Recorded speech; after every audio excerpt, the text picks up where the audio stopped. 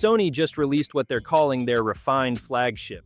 But here's what they won't tell you. This TV has an identity crisis. It won $25,000 shootouts against TVs twice its price, yet half the people who buy it return it within a month. It hits 1,930 nits of brightness but refuses to show off. And it's named the Bravia 8 II, except it's not the sequel to the Bravia 8 at all. It's actually the successor to the $4,000 A95L. Confused? So is everyone else. That confusion might cost you thousands. I'm about to tell you exactly who this TV is for, who should run from it, and the one critical flaw Sony buried in the fine print. Let's get into it. First, the naming disaster. The Sony Bravia 8 II is not the sequel to last year's Bravia 8. It's actually the replacement for Sony's flagship A95L, using a third-generation Samsung QD-OLED panel. Sony essentially took their $4,000 premium TV, made it brighter, refined the processing, then launched it at $3,500 for the 55-inch and $4,000 for the 65-inch. During sales, you can find it for $2,000 to $2,300, making it far more accessible than the A95L ever was. But here's where it gets weird. If you want a 77-inch version, it doesn't exist. Sony says go buy the A95L instead. Different TV, different price point, different behavior. It's like they designed a brilliant product only for people with specific wall dimensions. If you have a large living room and dreamed of a cinematic experience with a massive panel, you're suddenly out of luck. This TV won the prestigious King of TVs title at the Value Electronics Shootout, beating panels that cost significantly more. Expert reviewers crowned it the processing champion. Yet it sits in stores looking quiet and unassuming. While Samsung's S95F dazzles with anti-glare coatings and LG's G5 pumps out eye-searing brightness, the Bravia 8 II just waits for someone patient enough to notice.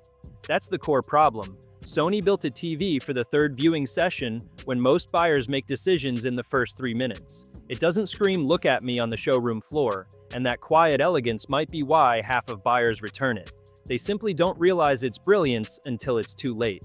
The Bravia 8 II uses Samsung's latest QD-OLED technology and delivers genuine improvements over its predecessor.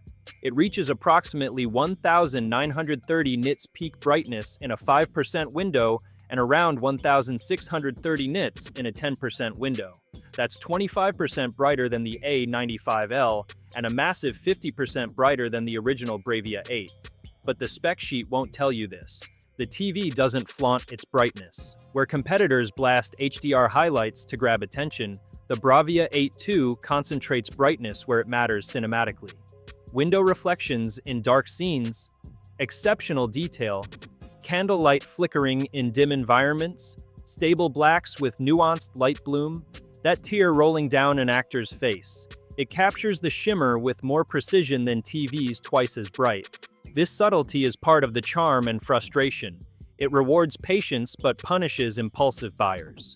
The black levels are reference grade, disappearing into pure void. Color accuracy out of the box is exceptional, with Sony's legendary processing delivering natural filmic tones rather than oversaturated, Instagram-filtered looks. Motion handling remains industry-leading. Animation studios trust Sony panels for a reason. The movement feels organic, never soap opera smooth, never stuttery. Every frame has weight and realism. Even high-speed sports sequences feel coherent, without the artificial smoothing that some TVs add in post-processing. However, there are trade-offs. In very dark midtones, some banding exists, noticeable if you specifically look for it during test patterns or extremely dark sequences, but most viewers won't catch it during normal content. HDR tone mapping is conservative compared to the aggressive pop of LG or Samsung.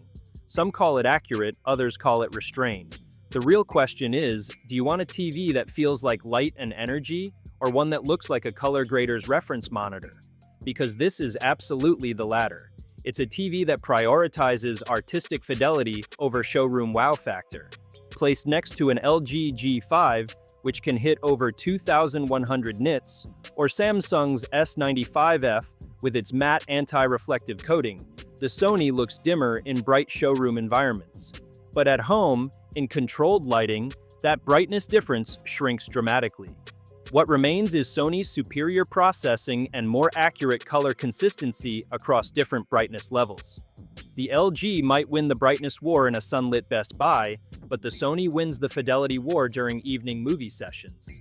This is especially noticeable in films where shadow detail is crucial. If your room has massive windows and daytime viewing is your primary goal, this isn't your TV. The Bravia 8 II is built for cinephiles who dim the lights, not casual viewers fighting afternoon glare. Sony also demonstrates that it still understands fundamentals with sound. The Bravia 8 II features Acoustic Surface Audio Plus, meaning the screen itself acts as the speaker. This isn't gimmicky, it genuinely works. Dialogue feels anchored to actors' mouths, ambient sounds maintain proper spatial positioning, and there's none of that channel bleed or artificial reverb that plagues thin modern panels. The bass isn't room shaking, but it's shaped and rounded, knowing when to support rather than dominate. Music glides, and news broadcasts breathe. This is quietly one of the best sounding TVs available without an external sound system. And when paired with Sony's soundbars, the TV can function as a center channel, creating seamless audio integration. For most viewers, you genuinely don't need a soundbar, which matters when decent external audio can cost $400 to $800. But now the serious problems, deal breakers for some. The Bravia 8 Hisense only has two HDMI 2.1 ports. In 2025, on a $3,500 flagship, that's baffling. If you have a PS5, Xbox Series X, and a modern AV receiver or soundbar, you're immediately juggling inputs. There's no 144Hz support for PC gaming, and while it offers 4K 120Hz, VRR, ALLM, and Dolby Vision gaming, you're limited by port availability. Input lag is respectable at 8 to 16 milliseconds depending on mode, but switching into game mode changes the picture drastically. Brightness increases, sacrificing the natural tones that make it special for films. Gamers will notice they're essentially looking at a different TV. There's no VRR below 60 Hz, and Dolby Vision gaming at 120 Hz isn't supported simultaneously. Fast-paced shooters or RPG enthusiasts should skip this panel. HDMI handshake issues are another hidden problem. Some users report AV receivers dropping signals, inputs getting lost, and HDMI CEC glitches when switching sources. It's not universal, but it's real, especially with complex setups involving multiple devices through receivers or HDMI switchers. Tech-savvy users can troubleshoot with power cycles and cable swaps, but casual buyers may think their system is broken. Sony apparently tested this in clean labs, not real homes, and it shows. The interface is Google TV, clean, familiar, reliable, but not fast. Menus feel sluggish, especially after updates. Launch an app, wait. Turn on HBO, wait again. It's not broken or crashing, just slow. Coming from an LG C-Series or Roku, you'll notice immediately. You'll adapt, but the first week feels like trading a sports car for a luxury sedan with soft throttle response. It's a subtle annoyance, but enough to make you aware that Sony prioritized cinematic fidelity over interface speed. Specs that matter. The TV has a third-gen Samsung QD OLED panel, peak brightness around 1930 nits, 5% window, and 1630 nits, 10% window, available in 55 and 65-inch sizes only, and two HDMI 2.1 ports. It supports 4K/120 Hz, VRR, ALLM, Dolby Vision, HDR10, and HLG. Input lag ranges from 8 to 16 milliseconds depending on mode. Audio includes Acoustic Surface Audio Plus, Voice Zoom 3, and 3D surround upscaling. Current pricing during sales is $2,000 to $2,300 for 55-inch and $2,500 to $2,800 for 65-inch. Warranty is 1 year standard with no burn-in coverage included, though third-party extended warranties are available. Compared to competitors, the LG G5 is brighter and has 4 HDMI 2.1 ports, but Sony wins on processing, color consistency, and natural tone mapping. The Samsung S95F is brighter with a matte screen, but Sony offers better tone mapping and more refined processing. Compared to the A95L, the Bravia 8 II is brighter, more refined, and cheaper, though the A95L is only worth considering if you need 77 inches. The Bravia 8 II is brilliant for the wrong audience in today's market. Buy this TV if you're a film enthusiast who values accuracy over flash, watch primarily in controlled lighting, care about sound quality without external speakers, have two devices max that need HDMI 2.1, are patient enough to discover quality over time, and prefer natural filmic images over eye-popping HDR.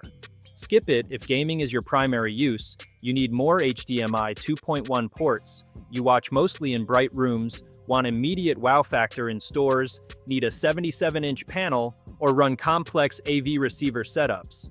The Bravia 8 II is a classical novel in a world that wants action movies. It's refined when the market demands exciting. It's a long-term relationship TV that most people judge in a 3-minute fling. At sale prices of $2,000 to $2,300, it's genuinely good value for what it does, but only if that matches what you actually need. This isn't a TV for everyone. It's for someone specific, and if that someone is you, you'll quietly fall in love with it. Just make sure you know which viewer you are before you commit. If you found this helpful and want more honest, in-depth TV reviews before you spend your hard-earned money, hit that subscribe button so you never miss a review that could save you thousands.